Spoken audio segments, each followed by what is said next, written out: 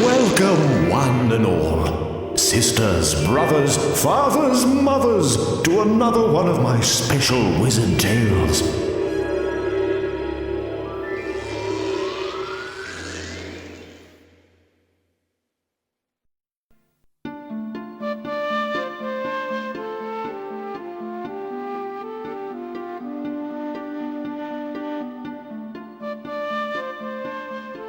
The Pied Piper of Hamlin.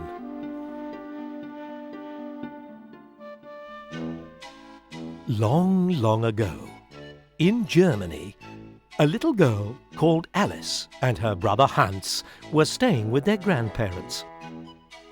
Like some brothers and sisters, Hans and Alice would fight and argue all the time. One day, Alice was flying her kite when a sudden gust of wind stuck it high in a tree. Oh no!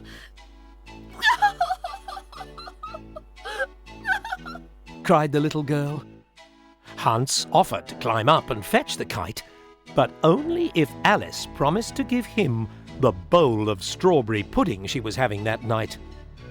Alice really wanted her kite, so she grudgingly agreed. That night, Grandma served up 2 bowls of delicious strawberry pudding, one for Alice and one for Hans.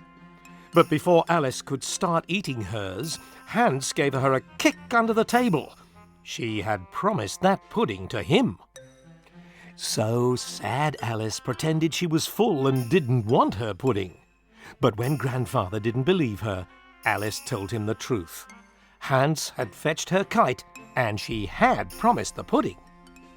Even though Grandpa didn't like what Hans had done, he told Alice she must give her brother the pudding. He's entitled to it fair and square. That's called paying the piper, explained Grandpa.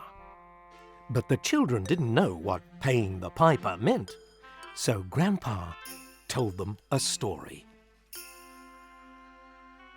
Once upon a time, a town called Hamlin had a little problem. Actually, the town had lots and lots of little problems. Rats. Rats in the sewers, rats in the streets, rats in the shops, and even rats in the houses. There were thousands of them everywhere. The town was completely overrun. So the mayor of Hamlin called a special meeting of the town council. We've got to do something about these revolting rats, he said. But nobody knew what to do. They tried traps, and they didn't work because the rats already had too much to eat. It seemed like there was nothing they could do. But then the town clerk told the mayor about Mrs. von Mietburger's idea. Mrs. von Mietburger was the butcher's wife, and her idea was to get rid of the rats by using her cats. She had some really vicious cats that had already eaten a postman. If any cats could eat up the rats, it would be Mrs. von Mietburger's cats. The mayor thought it was a good idea. What does the council think about using cats to get rid of the rats? He asked. The councillors thought it was a great idea, but they were greedy men, and they didn't want to pay the butcher's wife for her cats. Mrs. von Mietburger put all her cats in a cage and took them to the middle of Hamlin. They were the meanest cats you've ever seen, with long claws and razor-sharp teeth. The butcher's wife opened up the cage and pointed the cats at the rats. Go, sick 'em, boys! Eat as many as you like, she commanded, and off ran the cats, scattering rats in all directions. The people of Hamlin cheered the cats. They thought their troubles were over, but they were wrong. Soon, the cats came running back with their tails between their legs. The rats had beaten them. That night, at the town hall meeting, the residents of Hamlin were furious. There were still rats everywhere, and the town council seemed to be useless. We should sack the councillors. Get rid of them! Here. Yelled the crowd. The councillors were beginning to feel nervous. They knew that if they didn't do something soon, they'd all be out of a job. Their solution was to blame the poor town clerk. But before they could, he came up with another idea. Send in the army to get rid of the rats. The greedy councillors thought this would be too expensive, but the people of Hamlin loved the idea.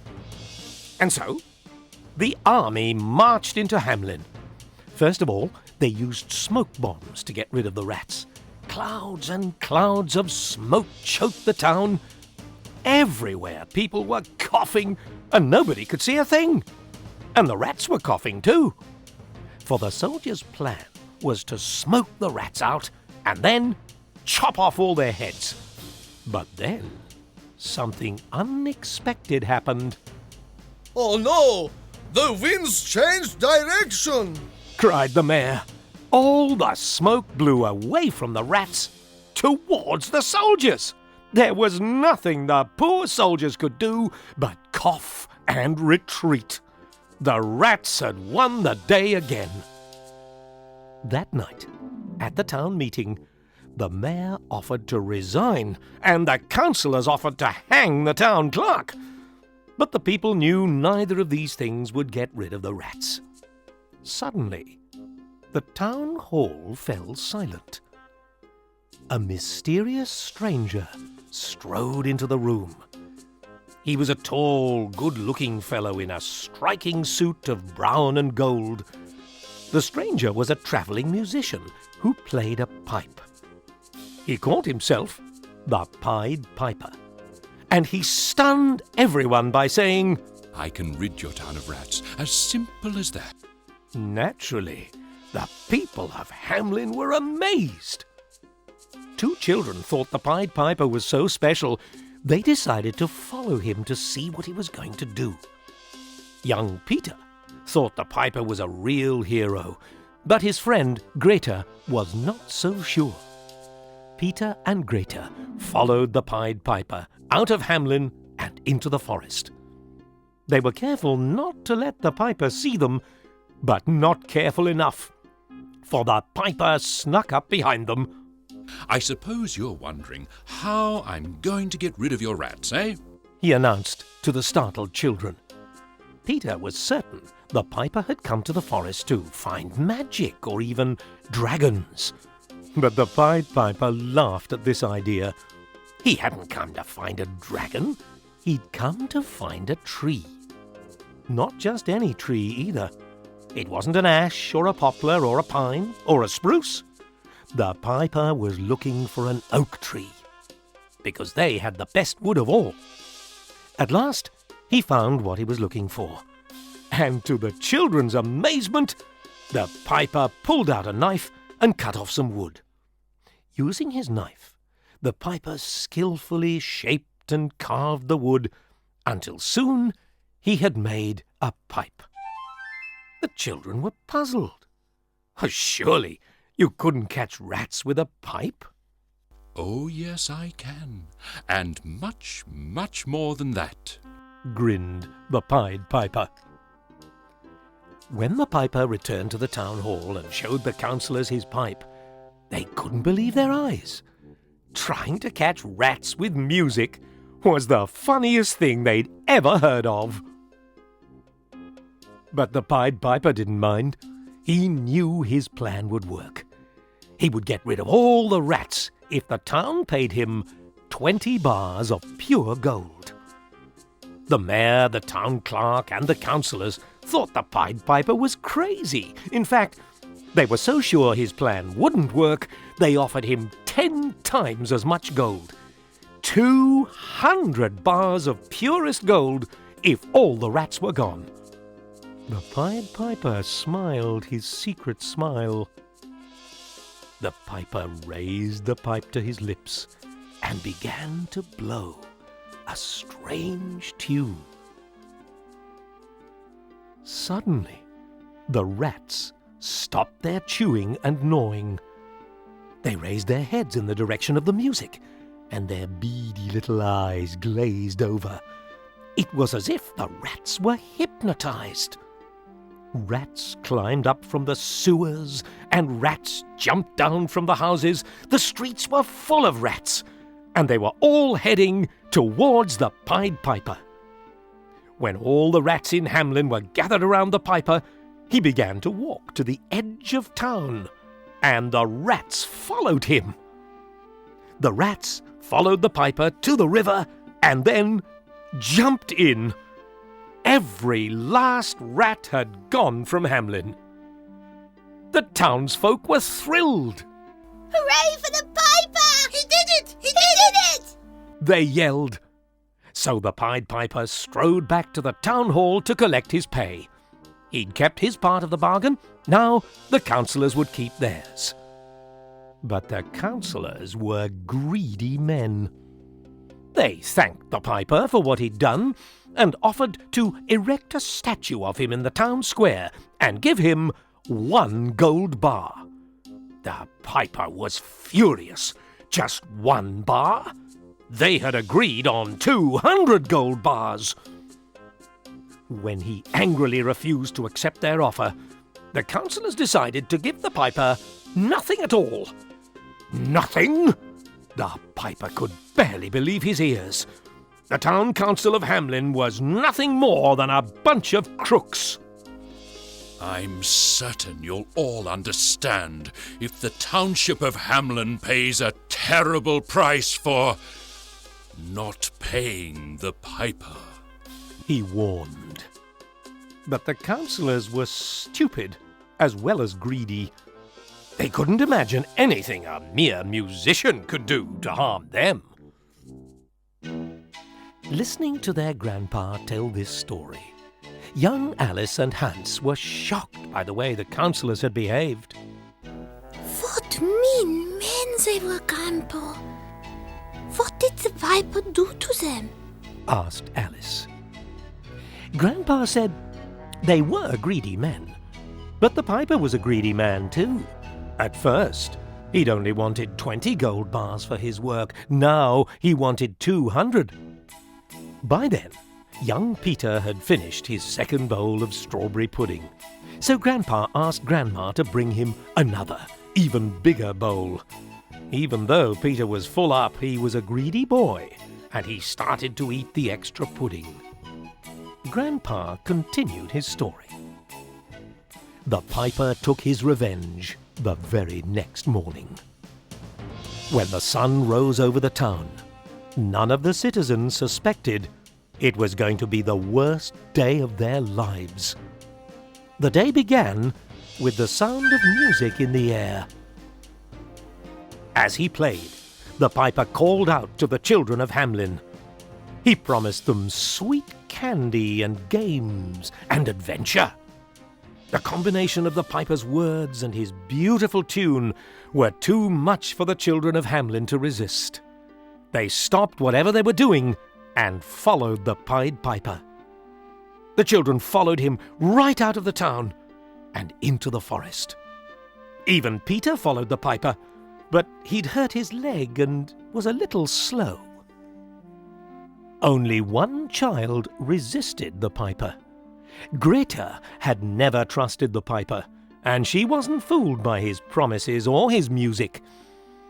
When she realized that the piper was leading away the children, Greta ran to the town bell to ring it and warn the people. But before she could touch the bell, the piper found her and ordered her to come with him. Never! Not with strangers, for all your promises! She cried, but the piper dragged her away to join the other children. After a while, the adults of Hamlin began to notice that their town was strangely quiet. At first they didn't understand what was wrong, but soon they realized the dreadful thing that had happened. The children have gone. The piper's taken our children! They cried. Every single child in the whole town had disappeared. The people of Hamlin now understood that this was their punishment for refusing to pay the piper. Using his music like a magic spell, the piper led the children of Hamlin further into the forest. But Peter lagged behind because of his injured leg. When Peter fell so far back that he could no longer hear the music of the pipe, the Pied Piper's spell was broken. Peter realized what was going on. Greta and the rest of the children were in danger. Don't worry. I will rescue everyone, vowed the brave boy. Peter searched and searched until something bright and yellow in the grass caught his eye. It was Greta's ribbon. Peter knew he was on the right track. When they'd reached the middle of the forest, the Pied Piper turned to the children. Stop! You will all stay where you are until I return, he ordered. The children did as they were told, because they were still under the spell of the music. All except for Greta, who was tone deaf. The piper took his flute and started back towards Hamlin. In a little while, the musical spell seemed to wear off, and all the children began to cry. Greta knew she had something to do, but she was completely lost and didn't know which way to go. In Hamlin Town Hall, the people were angry. They knew none of this would have happened if the mayor and the councillors had done what they promised and paid the piper. The councillors argued among themselves, and the townspeople grew even angrier. Suddenly they fell silent when the Pied Piper himself entered the room. Wait! I'll give you one more chance to pay, he offered. But the Pied Piper had taken their children, and they wanted to kill him. The piper ran for his life, with the people of Hamlin close behind. He ran so fast he dropped his pipe, and the crowd chasing after him trampled it to bits. Young Alice and Hans listened intently as their grandpa told this story.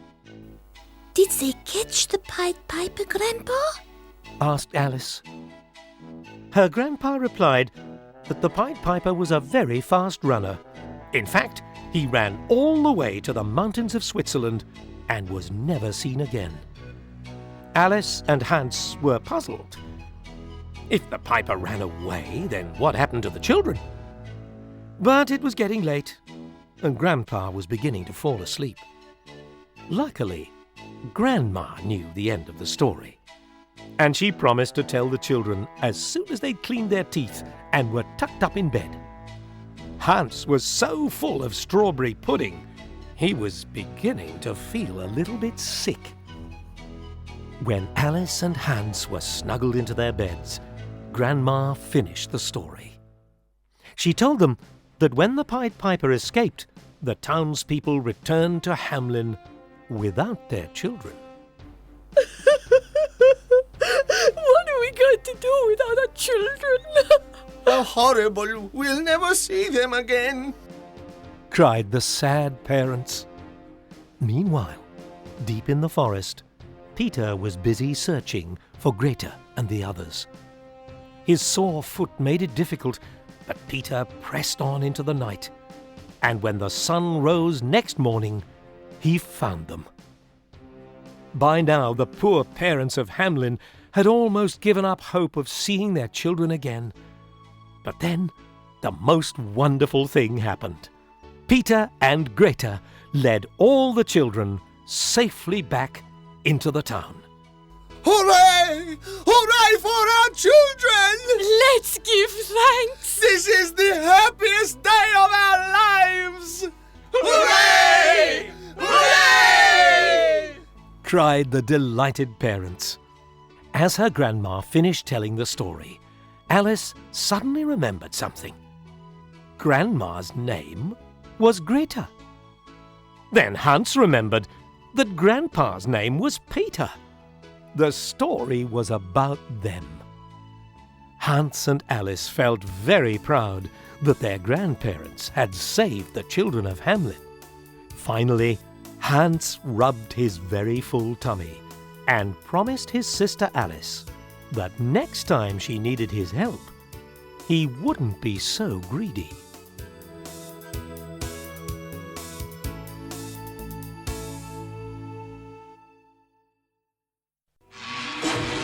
And thus another fine wizard tale concludes. Sisters, brothers, fathers, mothers, join me again soon for another classic tale. Won't you?